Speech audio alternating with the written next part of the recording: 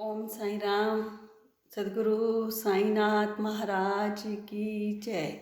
आज आप सब लोगों को होली की मुबारक हो। आज मैं आपको बताती हूँ कि बाबा कैसे एक बिल्ली के रूप में आकर अपना भोग को ग्रहण किया। उससे रिलेटेड पहले मैं आपको श्री साईं सचरित्र की एक घटना के बारे में बताती हूँ। श्रीमती तरखड़ बाबा के भक्त थे, वो शिरडी आए हुए थे।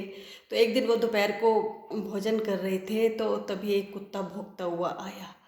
तो श्रीमती तरखड़ ने अपनी एक रोटी उठाकर उस कुत्ते को बड़े प्यार से खिलाई और कुत्ता की भूख शांत हो गई और वो पूंछ हिलाता हुआ चला गया। शाम को जब श्रीमती तरखड़ मस्जिद में आए बाबा के पास, तो बाबा ने कहा कि माँ, आज तुमने मुझे इतने प्यार से भोजन करवाया है कि मेरी आत्मा शांत हो गई, और तुम ऐसे ही करती रहा करो। भोजन से पहले कोई भी तुम्हारे पास कोई भी भूखा जीव प्राणी कोई भी आए तो उसको भोजन करवाया करो। ऐसा करोगी तो तुम्हें बहुत ही फल प्राप्त होगा। तो श्रीमती तरखड़ जो थे वो बहुत ही हैरान हुए। वो कहने लगे कि बाबा, आपको मैंने कब भोजन करवाया? तो बाबा बोले, माँ, जो तुमने उस भूखे कुत्ते को भोजन करवाया था, यथार्थ में मेरा ही स्वरूप था। तुमने उसे बहुत ही प्यार से खिलाया था। उस इतने प्यार से भोजन खा के माँ, मेरी आत्मा तृप्त हो गई और मैं अभी तक भी डकारे ले रहा हूँ।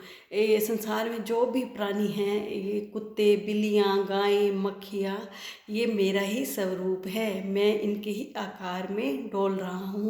जो प्राणी इन में मेरे दर्शन करता है वो मुझे प्रिय लगता है।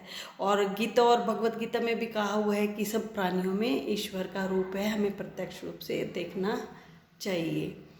तो मैं इससे रिलेटेड आपको एक अपने साथ बताती हूँ भोग के बारे में एक घटना कि सर्दियों के दिन थे। मैंने बाबा को बेसन का चिल्ला बनाया। मैं हमेशा भगवान जी को भोग लगाती हूँ, हमेशा सुबह उठ के। और थर्सडे को तो मेरा ये होता है कि पीली चीज़ का, कभी कड़ी चावल, कभी बेसन का चिल्ला और कभी पोहा। अच्छा, उस दिन थर्सडे को मैंने बेसन का चिल्ला बनाया हुआ था। तो वो चिल्ला मैंने बाबा के आगे रखा और बाबा को उलाहना दिया कि बाबा, कभी तो आके खा लिया करो, मैं हमेशा ऐसे ही उठा के चली जाती हूँ। और ये कहकर मैं चली गई सूर्य देव को जल चढ़ाने। और जब मैं सूर्य देव को जल चढ़ा रही थी तो उसी समय एक जो काला सा बिल्ला म्याऊं म्याऊं करता हुआ मेरे पैरों में आके डोलने लग गया। तो मेरे हस्बैंड अंदर थे, मैंने उनको आवाज़ लगाई कि आप कटोरी में दूध लेके आओ इस बिल्ले के लिए। तो मेरे हस्बैंड दूध लेके उस बिल्ले ने मुंह नहीं लगाया। तो पता नहीं कैसे मेरे मन में ये आया कि आप ना बाबा को भोग लेके आओ, बाबा अपना भोग खाने आए हैं, ये बाबा है, आप बाबा को भोग लेके आओ। मेरा इतना ही कहना था कि वो जो बिल्ला था, तो आंगन में हमारे एक पलंग बिछा हुआ था, सर्दियों के दिन थे, वहाँ जाके चौकड़ी मार के बैठ गया। जो उसका बैठने का ढंग था ना, वो आम बिल्ले जैसा नहीं था। और मेरे हस्बैंड ने जो थे वो बेसन का चिल्ला उसके टुकड़े टुकड़े करके उसको खिलाया और वो सब खा गए। और मैं देखो, नादान पागल, दूर से देख रही हूँ और कह भी रही हूँ कि बाबा आए हैं। तो मैं उनके पैर नहीं पकड़े, उनके बाबा के दर्शन नहीं किए। बाबा के पैर पकड़ते कि बाबा आप मेरे घर में आए। पता नहीं ऐसा कैसे क्यों नहीं कर पाई। इस बात का मुझे आज भी बहुत पछतावा है कि बाबा मेरे घर में आए। तो बाबा की लीला बाबा जाने, बाबा थे या नहीं, पर मेरे मन ने ये कहा कि वो बाबा थे।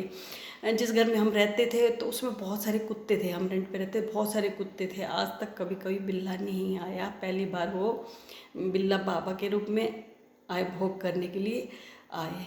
सच में मैं बहुत खुशकिस्मत हूँ कि बाबा ने आके वो भोग को ग्रहण किया। हमें हमेशा, जब भी हमें भगवान जी को हमेशा भोग लगाना चाहिए, चाहे आप मिश्री का भी भोग लगाओ, जरूर लगाना चाहिए। और रात को आप जो भी खाने के बाद लास्ट रोटी होती है वो आप कुत्ते को ज़रूर डालो, थोड़ी सी डिप करके कुत्ते को दूध में ज़रूर डालो, आपको इसका फल अवश्य ही मिलेगा। बस आज इतना ही। ओम साई राम।